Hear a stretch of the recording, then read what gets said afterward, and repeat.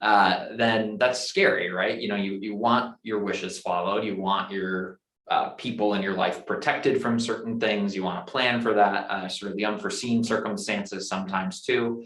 And it's scary not knowing what needs to be done sometimes, or not knowing what can go wrong in someone's life. And if things do go wrong, how do we plan for that?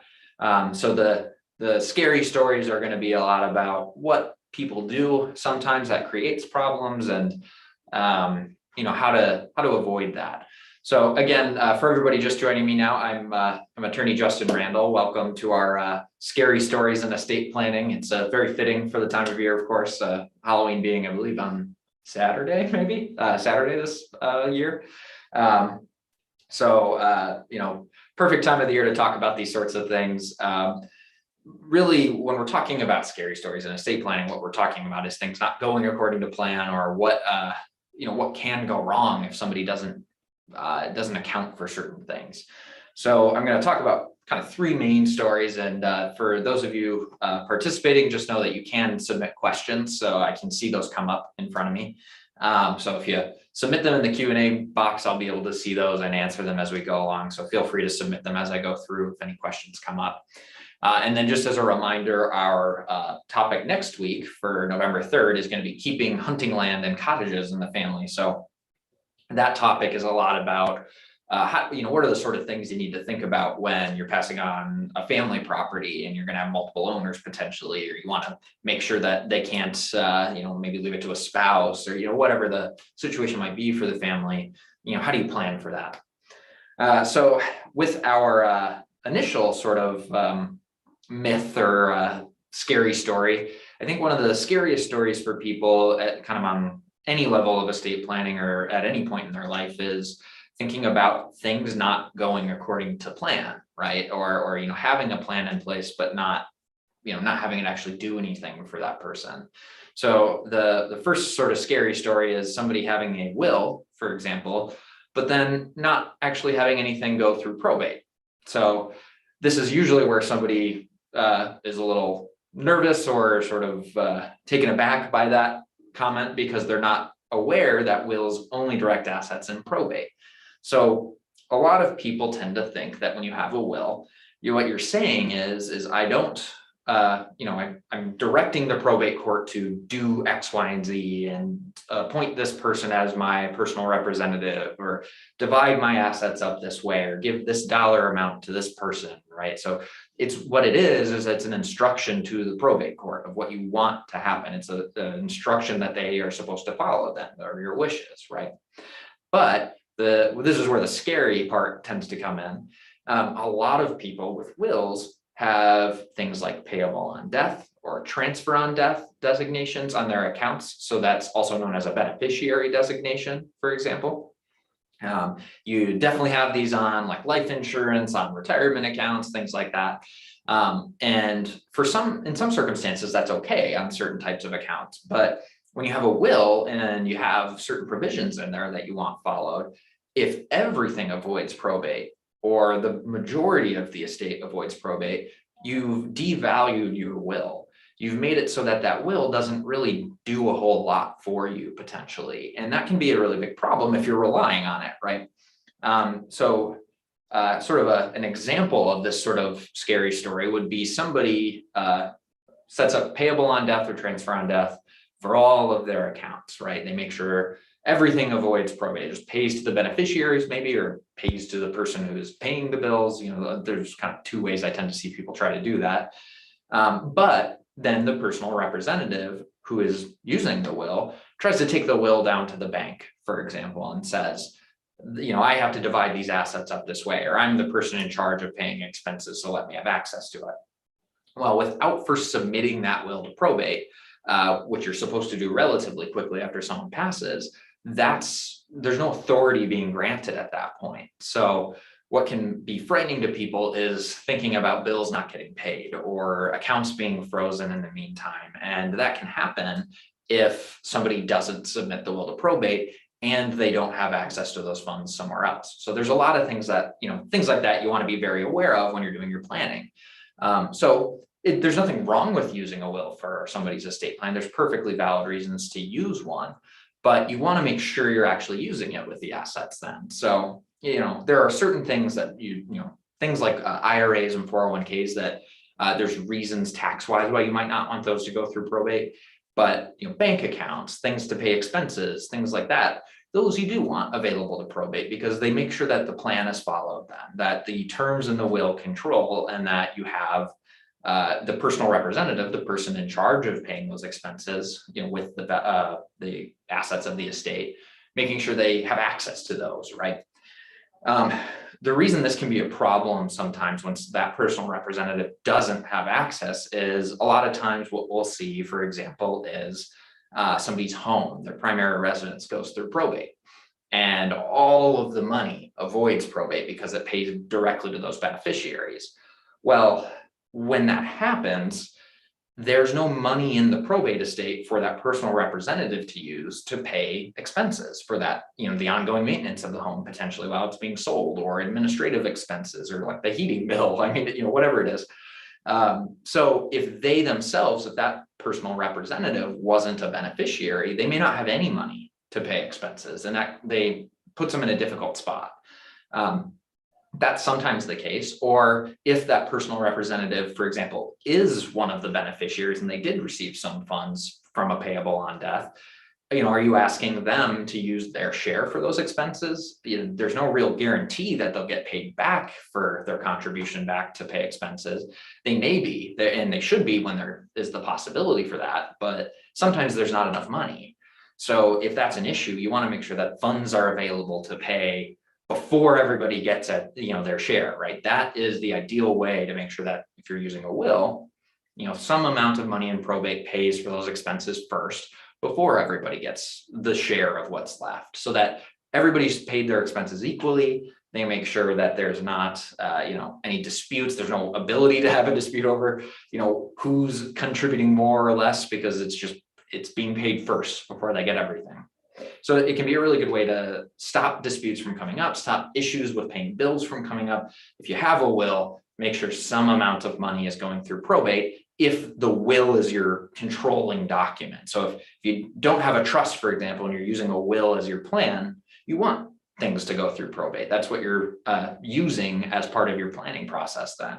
I think the scariest part of wills often is not the documents themselves, but that when somebody had them set up, they either didn't really get the best advice on it, or it was set up by somebody who didn't really do estate planning, or potentially they did a LegalZoom will, or something like that, the online forms, and they just didn't understand how to best set that up. So with that, the best thing you can do is talk to somebody who focuses in a certain area of law, in this case being estate planning, right? If you're setting up a will, you want to talk to somebody who regularly does that kind of thing, not somebody who does a little bit of everything. That can be kind of difficult to get the best advice. So that's kind of the first scary story, is when you have a will, you need to make sure things use it, because if you don't, the planning may not come into play. You might not follow those terms. And especially with beneficiary designations, when you don't have the provisions in a will or a trust subject, the money subject to those provisions, it doesn't really help account for things going wrong in someone's life.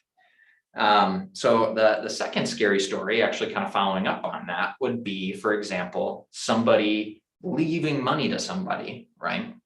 And not accounting for things that can go wrong. So kind of following what can go wrong with a will, even sometimes. What I mean by that is when you leave money to somebody through a beneficiary designation, or payable on death or transfer on death, that money or account goes to that person just automatically after they've received a death certificate, sort of proof that you've passed. But when that happens, it becomes that person's money. It's theirs and subject to all the things that can happen to them potentially. So this could be things like, somebody gets sued for some reason. Maybe it's the beneficiary is in a high liability career, like a surgeon, a lawyer, business owner, whatever it can be. If they're in a higher liability situation and they just have that money in their own name, it can be subject to those things. It can be subject to things like bankruptcy or divorce, potentially, if they commingle the funds. So those sorts of things can happen to somebody, whether or not they're the most responsible person in the world. I mean, anybody can sue anybody for any reason.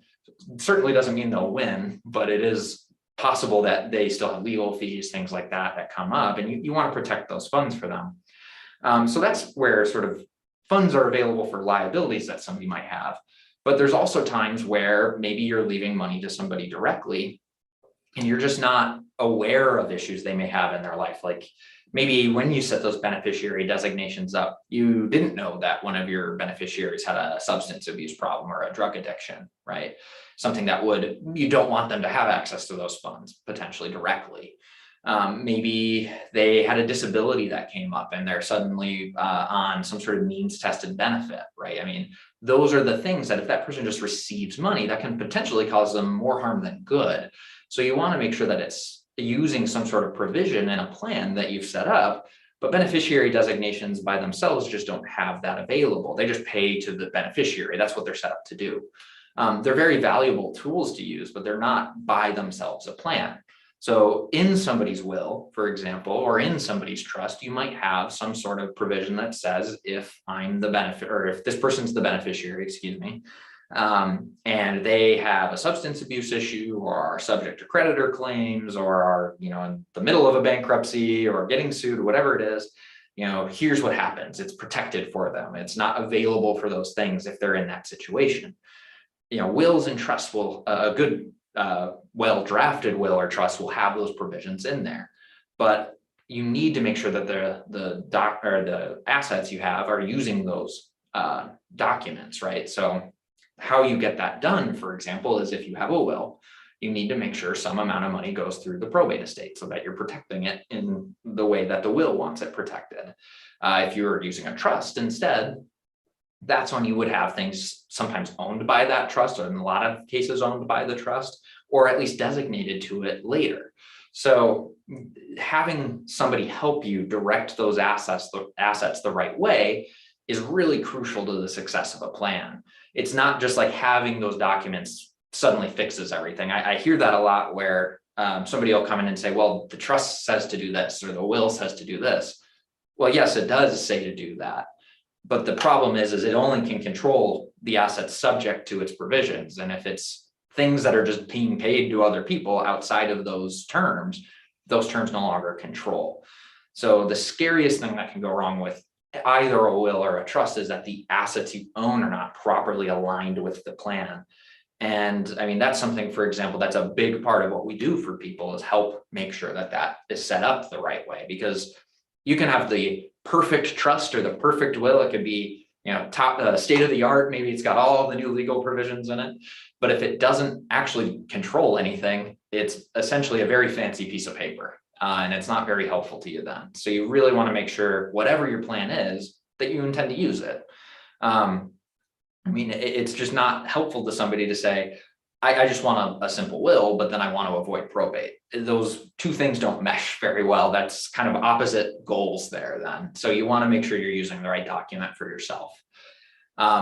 Really, the scariest story I'm about to tell, though, is when we're talking about things like long-term care expenses and how people plan for that, or how, if they're trying to protect things, what they try to do to protect those assets. So when we're talking about long-term care, what we're really talking about is things like potential at-home care, depends on the situation, assisted living facilities or skilled nursing facilities. So when you're thinking like nursing home, that's what I mean by long-term care, or an assisted living facility. So it's expensive. The cost of care is expensive. I mean, you generally see in the neighborhood of $5,000 to $6,000 a month for like an assisted living facility, and that can go higher if somebody has memory care concerns. Or maybe $10,000 or $11,000 a month for things like a skilled nursing facility. And it's valuable services that they're providing. So it's expensive, but it's something that you're paying for that service. The issue, though, is that people often are concerned about, well, I can't pay forever with that because that's just more money than I have available, or I might run out at some point, and what happens when I run out? So That's when a program called Medicaid gets involved, is when someone is below a certain asset amount. That's when they will potentially qualify for or a payment from Medicaid directly to the facility that they're residing in. So that is when people tend to be worried about, how do I not have to spend through all of this? Or how do I make sure that I have something left over so that if Medicaid doesn't cover something, I have something that can cover that expense instead, right? What do I do to protect things? And this is where you often hear about people talking about gifting to the kids. So when you gift something to the children, that can create a problem for Medicaid, right? So Medicaid, if you gift anything away in the 5 years before you apply for benefits, that is a divestment for Medicaid. And there isn't any sort of annual amount that you're allowed to give for Medicaid purposes. That only applies to gift tax filing. So that is not at all related to what Medicaid allows somebody to do. So if you give away $1,000 to each of your children every year for the 5 years before you apply for Medicaid, that's still a problem, regardless of whether or not you met the $15,000 for gift tax exclusion. So any amount is potentially a divestment for Medicaid. That 5 years I was talking about is where people talk about, the 5-year look back for Medicaid. That's what they're referring to. So people will often try to gift things to the kids in a way that, okay, we're doing it in advance, so we don't, maybe we get out to 5 years and don't worry about it. And then it's unavailable. The problem is people often try to do this with their largest assets, things like, their primary residence, the thing that they're trying to protect the most because it has the most value in it. So we often get the question of, is it a good idea to gift the home over to your kids or just sign the deed over to them? And that is the scariest thing I think somebody can possibly do for a couple reasons. The biggest reason would be it's suddenly available to all of their liabilities. So when you own your home and you get sued, if that happened, or you filed for bankruptcy, there's some legal protections for you as the primary resident of that home and the owner of that home. So, the bankruptcy court, they generally don't force you to be homeless, right? That's not the goal of the bankruptcy proceeding. If you're getting sued, they may not be able to attach too much of a lien or a judgment against the home. There might be like an equity cap on it. So you're not as at risk of losing the home in those situations. However, that same protection doesn't apply to like secondary properties you own or like vacation homes. You don't get the same level of protection. So one of the things to be very careful about, though, is when you gift or transfer property over to your kids, for example, and if it's not their primary residence, that's no different than them having a vacation home, essentially, in the eyes of the law. So if any of the kids that you've transferred things to, if they get sued, if they get a divorce, if they file for bankruptcy, right, any of those things, your home may be subject to that if you've transferred it over to them. So it's really important to know that, okay, you might have gotten it out of your calculations for Medicaid. Maybe you made it out 5 years. And, maybe you are a single person, or maybe you're married and it's just you and your spouse. So maybe you got it out of yours and your spouse's calculation for Medicaid, but then you just opened it up to however other many people's liabilities that you gifted it to. So, a lot of times it's like 1 or 2 kids or more, right? It's also really bad tax planning, right? So when you purchase your home, you essentially have your cost basis in your home is essentially what you paid for it. And that's a very simplified definition, but essentially that's the way to think about it.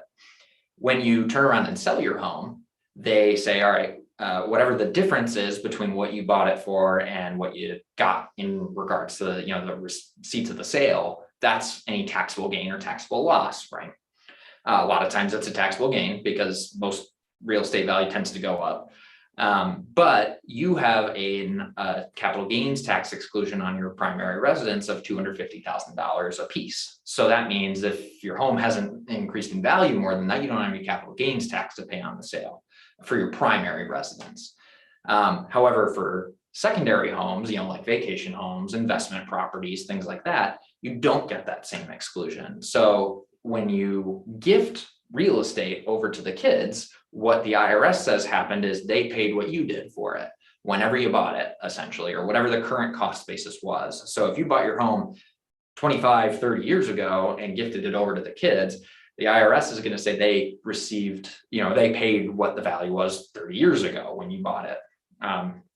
Again, that's a very simplified explanation of that. That's not exactly, the tax calculation, but just think of it that way as for simplification. But then when they turn around and sell it, if they're not the primary resident of that home, or it's not their primary residence, they have to pay capital gains tax on it, right, on the difference. So that is just a way when you gift property over that you're almost guaranteeing somebody's going to pay property tax on it.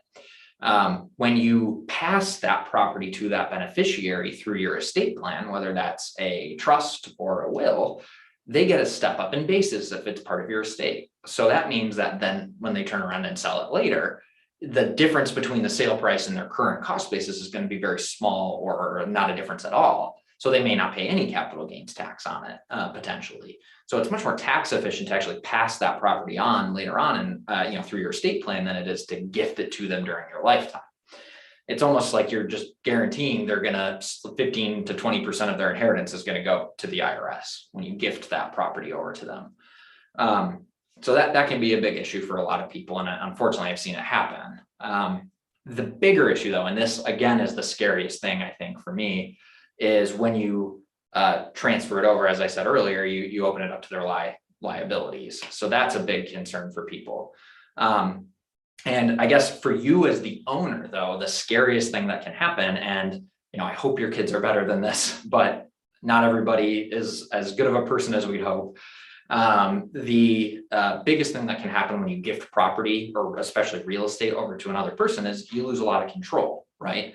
You as the owner of your home have say of who can enter your home, what you do with it, if you want to buy and sell things, adding on to the home, or whatever it is. But when you transfer it over to someone else as an owner, that's where you hear these horror stories of, the son of the year decided to start charging mom rent to live in her own home, or, wanted to evict mom or dad, or whatever the situation was. And that sounds horrible, and it is. But legally speaking, the new owner of that home has a right to do that, right? They own that property. They don't have to let someone live there if they don't want to. So it's really a huge loss of control when you gift property over to the kids. Now, like I said, I really hope none of your kids would do that, but you never know. I mean, it can happen in theory. So that's a scary thing for you. But I'll give you an actual sort of real world story to sort of end out that conversation. But a situation occurred, I don't know how many years ago now, but somebody came into our office sort of many years after the initial gift of the home had occurred. So it was a situation where it was 2 parents and 4 kids. And the parents gifted the home over to the kids. They transferred it over, and it was, they never had an issue with Medicaid in this example. They made it past the 5 years. I don't recall if they ever even needed care in this example, but that wasn't the issue here. The biggest issue with this was that in the period of time since the gift had occurred, 2 of the 4 kids had passed away. So what occurred then, what has to happen in accordance to the law, is that those 1/4 shares actually each went by those children's estate plans. They each, I think, had a will. When one of the kids passed away, their share went down to a son-in-law. Their 1/4 share went down to the son-in-law, and that wasn't the end of the world because he wasn't a bad guy. He wasn't like arguing with the other siblings or charging mom and dad rent. That wasn't happening. But it was not really what the parents had intended to have happen. The bigger issue came up when the second child passed away, when one of the other 4 passed away, and their share went down to a grandson of the original owners. When they initially did this planning, the grandson was 5 years old, I believe, very young, right? But this was like 20 years later at this point, where mom and dad had passed away, and now it's time to actually sell the home. Well, because the grandson owned a 1/4 share of that property, the issue came up where he's now 25, has a major substance abuse concern, and when they sell the property, they're concerned about how do we stop this money from being used for that purpose, right? How do we stop him from hurting himself with it, essentially?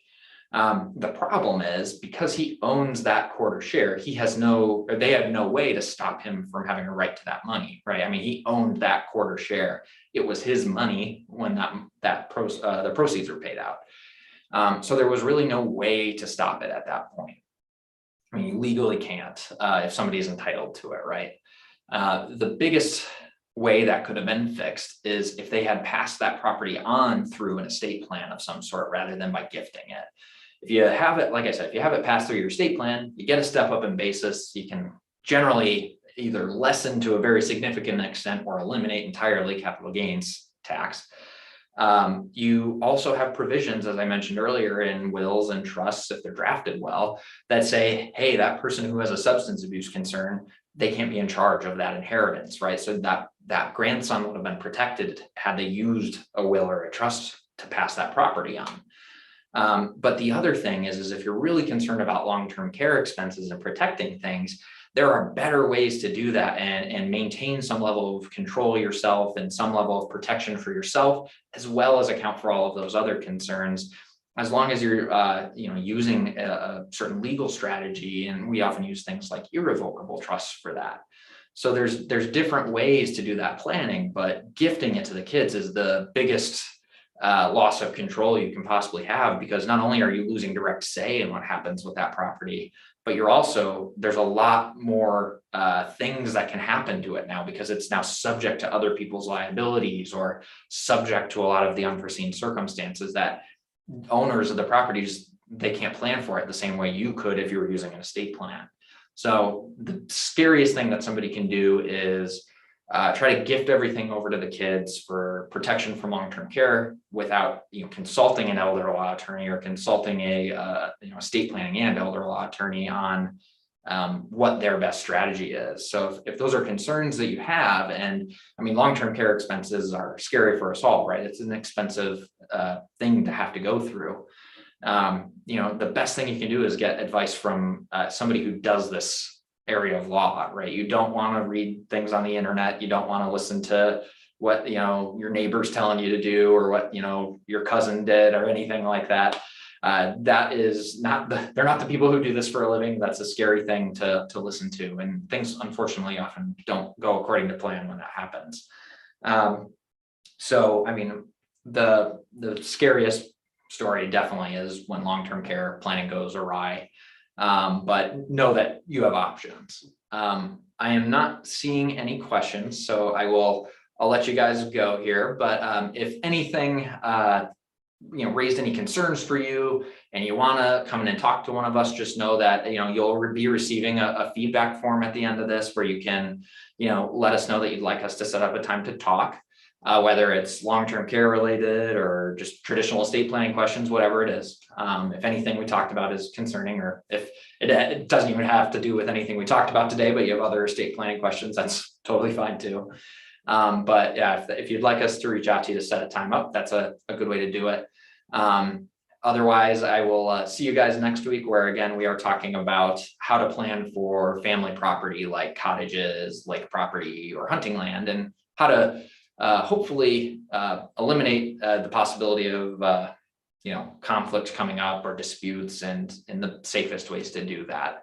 If you want to register for that at estateplanninglive.com, that will be next week on November 3rd at the same time as today. So thanks for joining me.